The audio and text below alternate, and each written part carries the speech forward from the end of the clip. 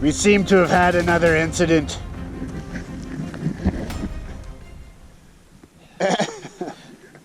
What a mess. Hello and welcome to Season 5, Episode 9 of Vernon's Max. In this episode, we're going to have a quick look at our giant loop luggage system, which we are quickly falling in love with for sure. And we're also doing our first head-to-head this year, Timbersled versus Yeti in the Powder Meadows. Then we're going to take a look at our Kenwood radio systems, and then finally we're going to cut some stellar footage from Mach, Chickn, and Graham Haywood. All right. All right, let's go to a field clip now where we take a look at those giant loop bags. Sounds good. We want to talk to you for a minute about our giant loop setup. We've really grown to appreciate the bags and how we can store our gear now. We're riding in safe terrain without AVI packs. Of course, if we are going into bad areas, we'd wear them. But up front, we've got a Fender bag, and I'm storing all my gloves in there. Easy access. In the Mojave bags, the saddlebags on the seat, I've got a bunch of safety gear, food, water, that kind of stuff.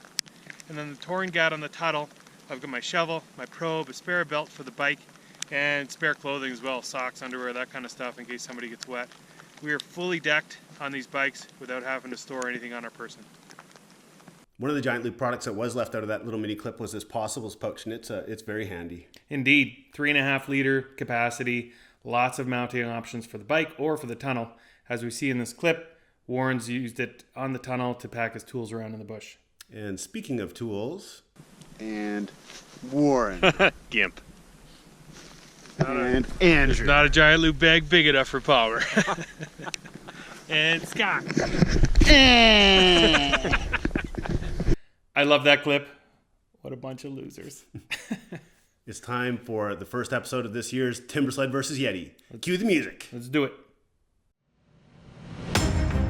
Since the beginning of time, mankind has wanted to see a pure head-to-head competition between Snowbike titans. This is Timbersled versus Yeti! All right, let's get this whole Timbersled versus Yeti thing underway. We are skipping the on-the-trail portion. We're going to do that later. We've had very little trail riding so far this year. We're perfectly fine with that. Absolutely. So we're going to in the Powder Meadows. Before we do that and cut to a clip, Andrew, talk about the bikes and what's similar and what's different. Identical bikes, both Husqvarna FC450s. And this year on one bike, Helga, we're running a 137 Aero from Timbersled. And on Anna, she's running a 129 SS from Yeti. Both the recommended mountain machines for our area and for our type of riding. That's right. Well, that's at least through our personal consultations with Timbersled and Yeti. So let's cut to a little clip here that we did where we're going to do a little drag racing, then we'll come back and start looking at the scores. Let's go. Timbersled versus Yeti. This is challenge number 1. We're in a nice big meadow here, and we're going to do an old school drag race back in high school. It's on. All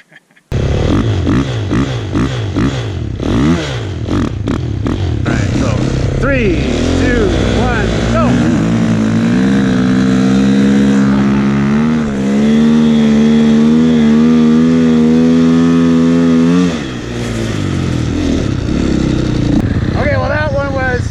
Timbersled took that one, now we switched.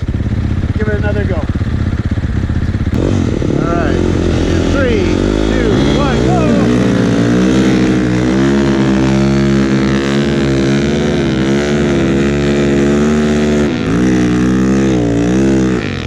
It's gone! Well, there's an obvious winner there, Scott. The Timbersled walked away from the Yeti with either of us riding it.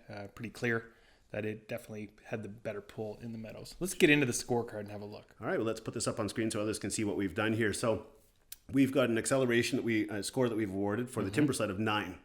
And the Yeti we awarded a 7. So let's talk about that a little bit. We didn't go with a perfect score of 10 out of 10. Which is pretty tough to get to, but we feel that the Yeti with the same track or a comparable track and that belt drive that Yeti has would likely provide quicker response, faster acceleration. Right, a little bit quicker spool up. So we didn't go with a perfect score on the Timbersled, but a 9 out of 10 is fantastic. Yeah. And acceleration on the 129 SS, we gave it a 7. So there's a noticeable difference. Yeah. And it's just not hooking up as well because it's a smaller track. Yeah. It's shorter, it's thinner, and that's to be expected. Flotation, we went with a 9 out of 10 on the Timbersled. Once again, Same sort of thing. The arrow is a little bit narrower than a full-size 137 track, so we expect that it could be a little bit better on a different platform, and that'd be the Yeti long track, which we don't have to test. And then we went with flotation 7 out of 10 as well for the Yeti 129 SS. Let's talk about the short radius turns. All right. We have some footage of this coming up shortly, but so Andrew, this is what we're talking about when I make those skiing motions, and these are the short radius turns where you're just making subtle changes, linked together, and you try to get into a really good sequence. Yeah. Let's take a quick look at a video clip and then come back for scoring. All right.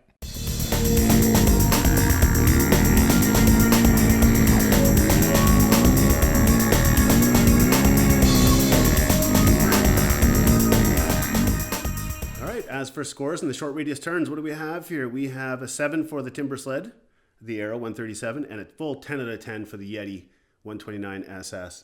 The Timbersled is still a lot of fun. And Absolutely. We're getting better at those short radius turns, but the Yeti is just like strapping on a great pair of skis that is very intuitive.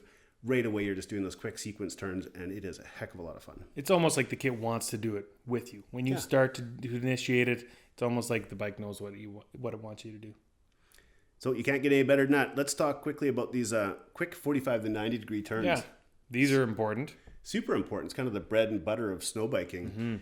How well does it turn? And we went with the 45 to 90, so these are not just little tiny maneuver turns. This is Carvin. Making a decision. Carvin Marvin. Yeah. The Timbersled, throw the scores up on the screen now, 10 out of 10. It's incredible. It couldn't be any better. It's just a brilliant handling ski, and it works beautifully with that track. This thing is a pleasure.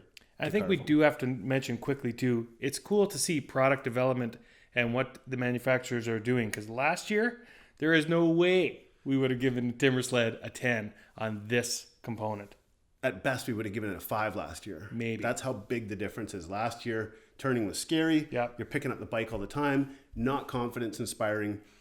The only time we've crashed a couple of times doing some hard carves, but that's really like you took too much, just totally crazy. The rider's an idiot. So that's just fantastic. Yeah. And then with the Yeti, we went with an 8 out of 10 for these types of turns. Still really, really good, but there's a noticeable difference in the quality of the turning between the two bikes. So next, let's cut to a little clip of doing some donuts, one of our favorite things to do, and then we'll come back and award scores for that. I can't keep my foot out of harm's way. It's so neat. Tuck it up under the handlebars. There we go.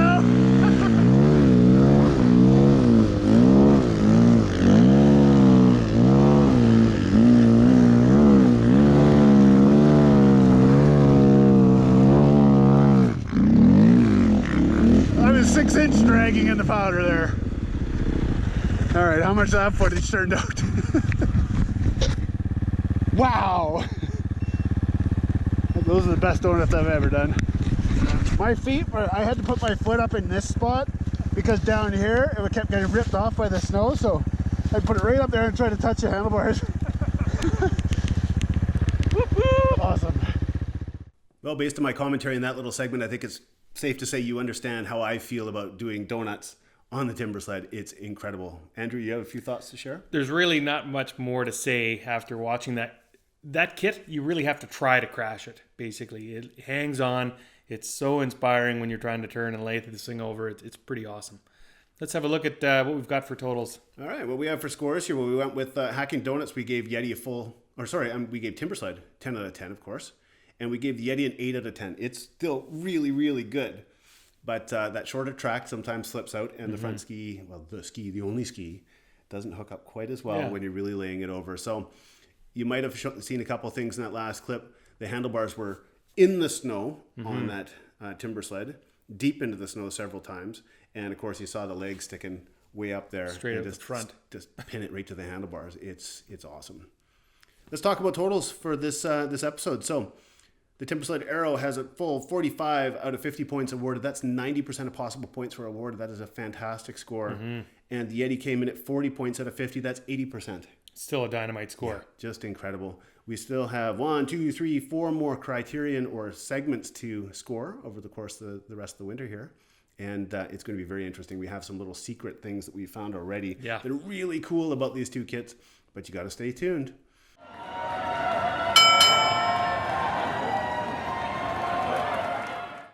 Hey, I wanted to just do a really quick segment on communication devices. So we have these little guys in our helmets, and we're all talking to each other, but I'm now out of range, which happens sometimes out here.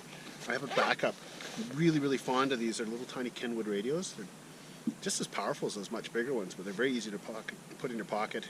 I have great range on these. I'm able to call the guys. I know that they're fine. And I just said I'm going to do a little filming while you guys get yourselves unstuck. So really just a product that we're really, really happy with, and we're thankful to have just for everyday riding. Stay tuned. I think that's a wrap, Andrew. So it's time. One more segment. Let's go see Mach, Chickn, and Graham Haywood, those crazy guys out from Pemberton. All right.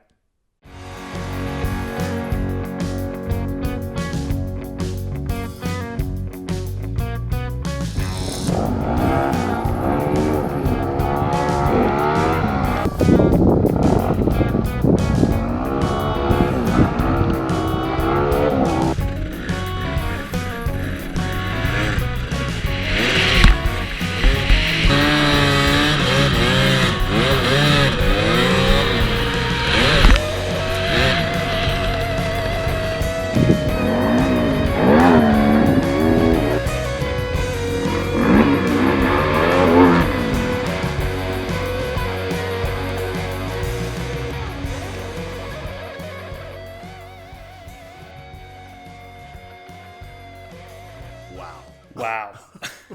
Not professional riders. These guys have a day job, and they're going out and pounding the guts out of the backcountry on the weekends. Pretty cool to see. Hats off to Mach, Chickn, and Graham Haywood. Hey, we're only about half done filming for this year, so stay tuned. We've got lots more coming.